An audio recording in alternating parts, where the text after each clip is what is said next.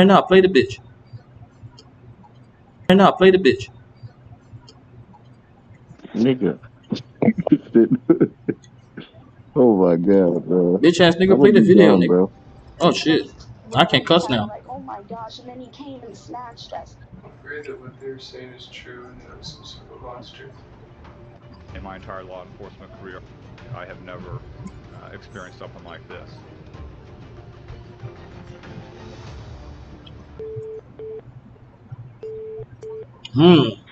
Okay, this tough. This tough. Hi, my name is Valerie Maythorn, and I work at a Dairy Queen. I'm the general manager out there. One of my employees did not show up for work this afternoon at 4 o'clock, which is totally uncharacteristic of her. She's not answering her phone, which is totally uncharacteristic. She's not answering her text. The missing employee is 32-year-old single mother, Tina Herman. Tina and her two kids, 13-year-old Sarah Maynard and her 11-year-old brother Cody, live in Apple Valley, a bucolic lakeside community nestled in the rolling hills of Knox County. At her manager's request, a Knox County Sheriff's deputy drives out to Tina's house on King Beach Drive to perform a wellness check. When he arrives, Tina's blue pickup truck is in the driveway, but when he knocks on the front door, there's no answer. The deputy peers inside the house. He doesn't see or hear anything suspicious, so he leaves.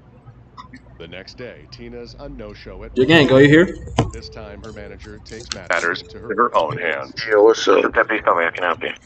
Yes, Nigga, just you can go to sleep, gang. I called in Just last stay night about Tina and Herman being missing. stay online for a minute though and I leave am the in video front of playing. her house now. I just went in her home because I'm so worried about her. There's blood everywhere. Yeah, I'll leave it play. But what Okay. you want to pause it? Okay. Just give us a few minutes and we'll be en route, okay? Okay, that's Don't go back in the house. I'll shout for you, When gang. officers arrive and enter Tina's house, they're confronted Yeah, with when I go to straight out of sleep, bro, I'm gonna leave the calls blocked, and it's just gonna be my one computer refrigerator playing it. and all over the bathroom. As they continue to search the premises, police find bagged groceries in the kitchen and a vehicle parked in the garage. Only it's not Tina's pickup truck, it's a Jeep.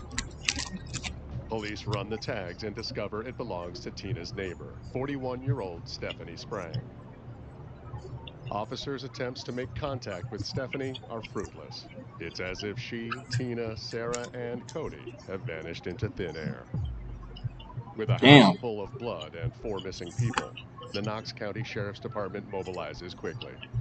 They request assistance from the Bureau of Criminal Identification and Investigation and the FBI, and swiftly organize search parties to canvass the area. Within hours, news of Tina, Stephanie, Sarah, and Cody's disappearance spreads like wildfire through Knox County. Residents are shocked and scared. Nobody has a bad word to say about Tina, her kids, or Stephanie. The idea that anyone would hurt them seems unfathomable. With no obvious suspects or motive, investigators start by taking a look at the two people closest to Tina and Stephanie, their boyfriends. Under questioning, both men provide alibis, stating they were at work all day, and they deny any involvement in their disappearances. Based on interviews with their employers, police are able to verify they're telling the truth.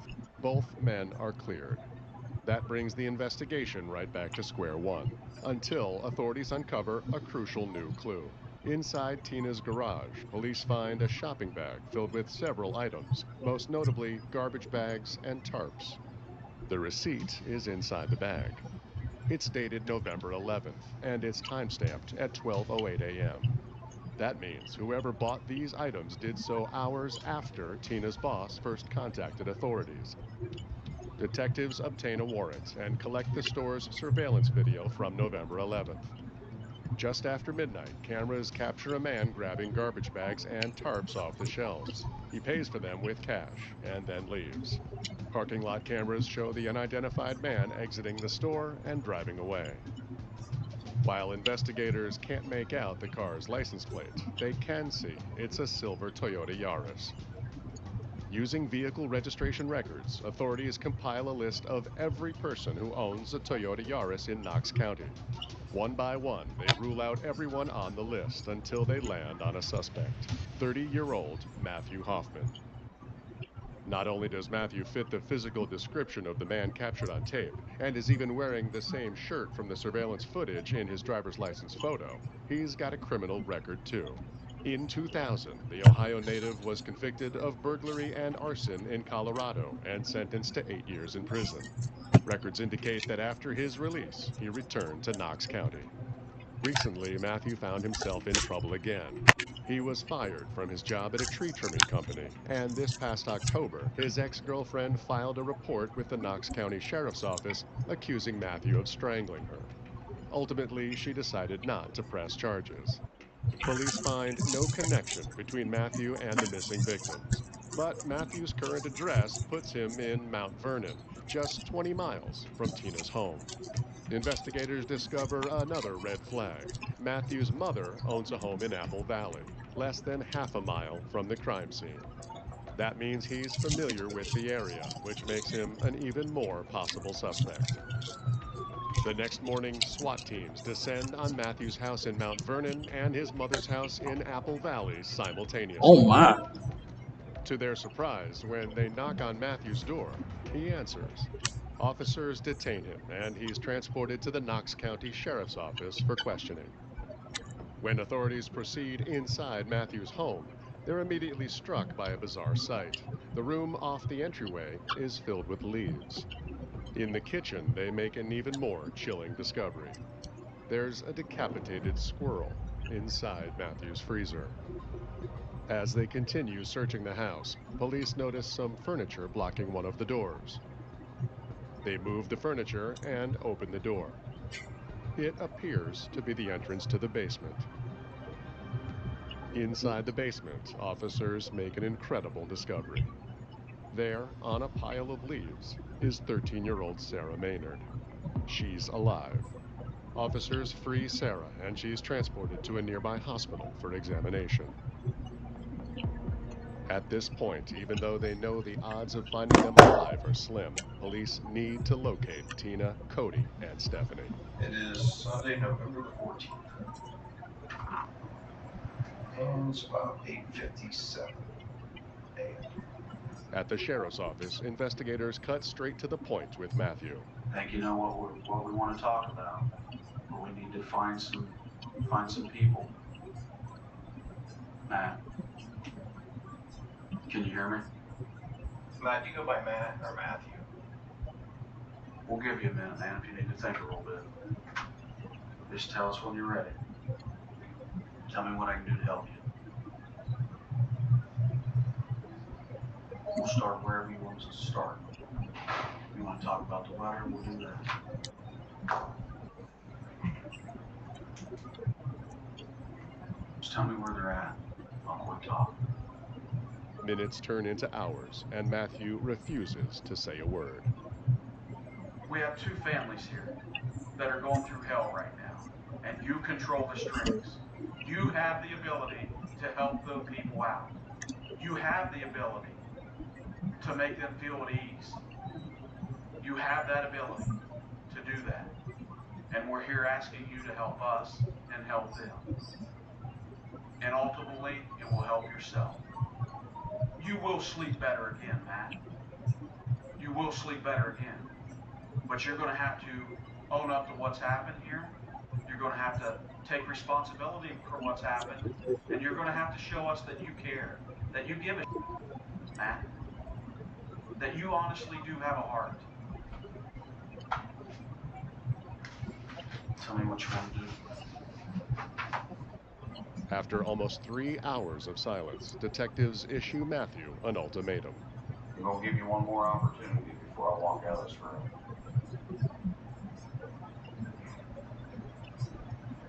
To tell me where I can go get Cody, Tina, and Stephanie. One more opportunity. But it's no use. Another investigator steps in and gives it a shot. Hi, Matt. This one. I'm Joe Dietz. I'm a special agent in the Highway Criminal Investigation. I just came in down here to help these guys out a little bit. And this morning I've been, since the time that they came into your house, I've been In general, Sarah, I don't know if you knew her man, name, Sarah. But I've been down kind of trying to take care of Sarah, helping her out at the hospital, getting the, examination and all that stuff done. And we're doing everything we can to kind of help her understand what's happened. At least, as much as we know at this point. It's obviously going to be, a bit rough for her. And she had some questions that I wasn't able to answer. But I told her that I would try and, at least talk with you and see if we can get a couple of answers from you. But Matthew stonewalls him too. Do you remember her asking you about what happened to her mom and her brother? Because she said that she asked you a couple times. Do you remember that? I don't want to talk anymore. Although Matthew won't talk, Sarah does. At the hospital, the traumatized but brave young girl tells officers she doesn't know where her mother, her brother, or Stephanie are, or what happened to them. Sarah says when she and her brother Cody came home from school on November 10th, Matthew was waiting inside the house. We saw this blood on the tag. We're like, oh my gosh. And then he came and snatched us. Cody ran off, and Sarah ran to her bedroom. Matthew chased her down and held a knife to her throat. He tied her up, blindfolded and gagged her, and forced her to lie face down on the kitchen floor. Terrified, Sarah says she remained there for what seemed like an hour. Then Matthew picked her up, carried her to the garage, put her into a car, and drove off. Eventually, they ended up at Matthew's house. Once they got there, he took Sarah down to his basement, shoved her onto a bed of leaves, and left her there, scared in the darkness. Over the next several days, as she remained imprisoned in his basement, Sarah says Matthew sexually assaulted her and repeatedly threatened to kill her if she tried to escape. Tied up and terrified, she had no other choice but to obey him. The next day, as the search for Tina, Cody, and Stephanie continues, authorities devise a new interview tactic. Yesterday, when Matthew was being processed at the sheriff's office, he willingly chatted with a female deputy. So they bring in FBI agent Kristen Cadu, hoping she can connect with Matthew and convince him to talk. Do you want me to put the cuffs off? You can actually put this on. You just want to put it around you? You want the pants?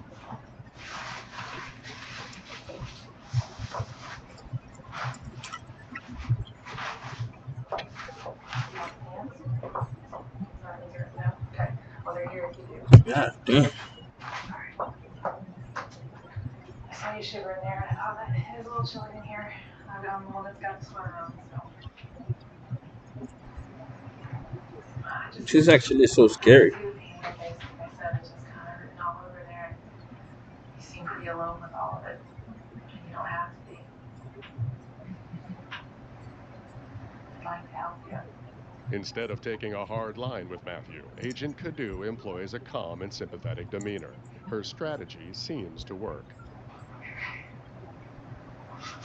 It's okay.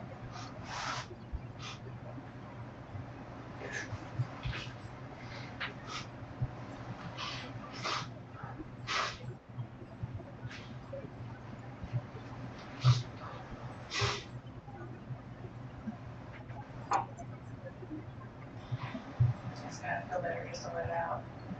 I know it is for me.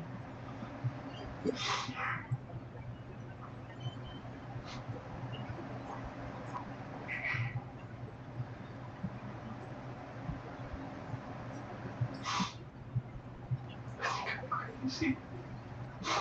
Why do you think that? Because I must have done something bad. I wouldn't be here if I didn't. Well, that can be worked through. I'm afraid to even know what it was I did. You're afraid to have me know what you did? I'm afraid to even know what I did. It can only help you. You can't work through something you don't know. Matthew decides he'd rather be the one asking the questions. So did you go to Quantico? I did. Was that just training? Yeah. I was there about 4 months. That's what you have to graduate from to get in. Have you ever been there? Would that your parents are proud? I'm proud of you. Hope so anyway. Eventually, their conversation turns back to the crime. You seem very sincere and genuine. Oh. Part of me wishes that I could help you. And a part of me is afraid to just hear what happened. I'm afraid that what you're saying is true and that I'm some sort of monster. I don't think you're a monster at all. I can't hurt people. I can't. How did you come to have Sarah at your house? I heard her. Found her. Where'd you find her?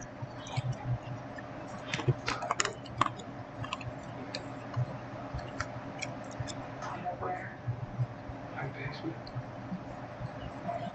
Just when it seems like Agent Cadu is making inroads, Matthew shuts down again.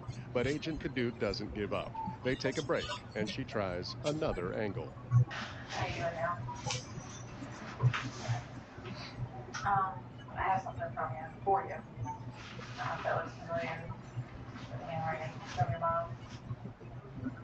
You want it? Read it? Yeah, I want you to do that. I can tell you it's a good thing. It's not a bad thing. I hear she makes those. Is that a card she makes?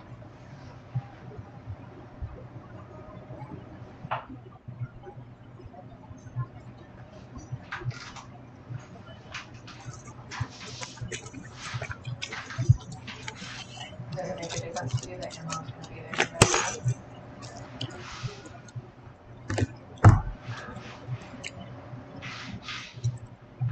It's comforting.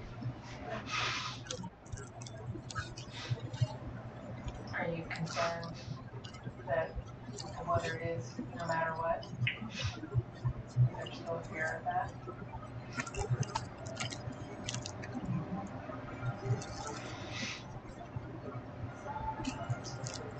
I think in a lot of ways, she's probably already thought the worst, and she's still willing to support you. So I don't think you have to worry about how bad it really is and how she's going to feel about that. I think she's going to respect you as a man so much more, though, if you come straight with it and allow us to bring the people home one way or the other. We can bring them home, and that's going to mean so much more. We know that they're out there and that they're most likely dead, but still you can bring closure to the family. We have to have the bodies so the families can have closure, and that you can get a better deal with this, which is very important for your family and for your mom, so that you can be there for her. I think it's just weighing heavy on you, and you're afraid that if you tell us, it's going to hurt you in some way with the case, and it's the exact opposite. It's really the exact opposite. I don't remember. I can't help you. Despite her best efforts, Matthew won't admit to anything. Detectives decide to call it a day. Hey, Tom, you call Jill and ask him to come in, escort him back. Work out? No? Yeah, do a little workout. 48 hours after Sarah Maynard was discovered alive in Matthew Hoffman's basement, police still don't know what he did with her mother Tina, her brother Cody, and their neighbor Stephanie Sprang. After 2 days of indulging Matthew's self-pity and stall tactics, investigators have had enough. They're telling me that they are pushing, and well, they're pushing, the prosecutors are pushing to have you come and have a hearing, and this is it. This is your last chance to talk to us, literally. And Unless there's a lawyer present. that's what they're pushing for. You're saying, yeah, you're saying you're still willing to talk to us without an attorney, but that's what's being done now as far as pushing for that. So this is your last chance right now to talk to us. Well, and Without they make one, the decisions for you. yeah, I they mean, will literally, they'll switch take it all that away. around. They make it sound like it's your freedom that really won't give you that Well, chance. it's really not in my best interest to talk without a lawyer. It's your best interest. Well, if you, again, hopefully we've built some trust to know that we're not lying to you when we tell you that it does help you in the end. You gotta think of your family and yourself, and how that's gonna work. They're gonna be the ones that you have to face in the end, and how they're gonna view that. Your mom has been pressing to say, just do the right thing and tell us where they are, and she will be there for you. That's what's gonna give her pride, knowing that you were honest. And this is your last chance. Still, Matthew refuses to divulge any more information. But 2 days later, with the death penalty on the table, he changes his mind. In a written confession, Matthew says he came up with a plan to rob Tina's house. On the night of November 9th, he parked his car at some nearby ball fields and camped out in the woods across from Tina's house. The next morning, on November 10th, he watched and he waited until he was sure Tina and her kids had left for the day. Around 10:30 a.m., he entered the house through the garage. While he searched the home for money and jewelry, he heard Tina's truck pull into the driveway. He ran and hid in one of the bedrooms. When Tina walked in, all hell broke loose. He struck her multiple times in the head with a blackjack.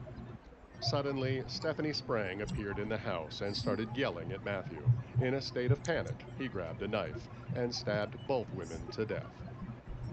He carried their bodies into the bathroom and began dismembering them, placing their body parts in garbage bags he found inside the home. Before he could finish, Sarah and Cody arrived home. When they saw him, they both ran. Matthew caught Cody first and stabbed him to death. He found Sarah hiding in one of the Oh my bedrooms, but he God. couldn't bring himself to kill her, so he kidnapped her instead. He transported Sarah to his house and left her in his basement. Around midnight, he drove to the store where he purchased garbage bags and the tarps. Then he returned to the crime scene to finish what he'd started. Once he was done dismembering the victims, he loaded their body parts into Stephanie's Jeep and drove to the Kokosing Wildlife Preserve. There, he rigged a pulley and hid the victims' bodies inside a hollow tree trunk. Next, he drove the Jeep back to the crime scene and parked it in the garage. His plan was to take Tina's truck, go get gasoline, come back, and burn the house down. But there was something wrong with Tina's truck, so he abandoned it nearby, got back into his car, and left. That same day, aided by Matthew's written confession and a hand-drawn map, authorities descend upon the Kokosing Wildlife Preserve. Inside a 70-foot-tall, hollowed-out tree, they recover multiple garbage bags. Inside those bags are the bodies of Tina Herman, her son Cody Maynard, and their neighbor, Stephanie Sprang. Oh Afterwards, at a Lord. press conference, Knox County Sheriff David Barber issues a statement. As the sheriff of this county for the past 18 years, I have never experienced a case this big, this serious, and this tragic. And in my entire law Bro, this enforcement is sad career, as I fuck. have never experienced something like this. The following evening, Knox County residents gather together to hold a candlelight vigil in remembrance of the victims. On January 6, 2011, Matthew Hoffman pleads guilty to multiple charges. It's been indicated to me it's your desire to enter a guilty plea to counts 1 and counts 2 of the indictment, charges of aggravated murder and unclassified felony. Is that a correct statement? It's also been indicated to me it's your desire to enter a guilty plea to count 3, an additional charge of aggravated murder under a different statute, an unclassified felony. Is that a correct statement? It's also been indicated to me it's your desire to enter a guilty plea to count 4, a charge of aggravated burglary, a first-degree felony. Is that a correct statement? Yes. Desire to enter a guilty plea to count 5, charge of kidnapping, a first-degree felony. Correct? Yes. And is it your desire to enter a guilty plea to count 6, a charge of rape, a first-degree felony?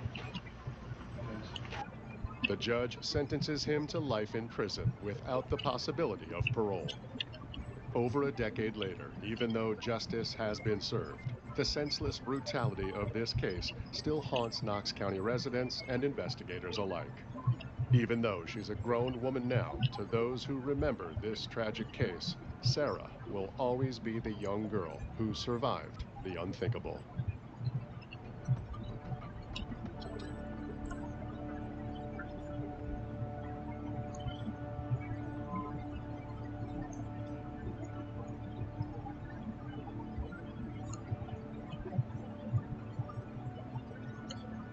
This is actually one of the saddest I've seen.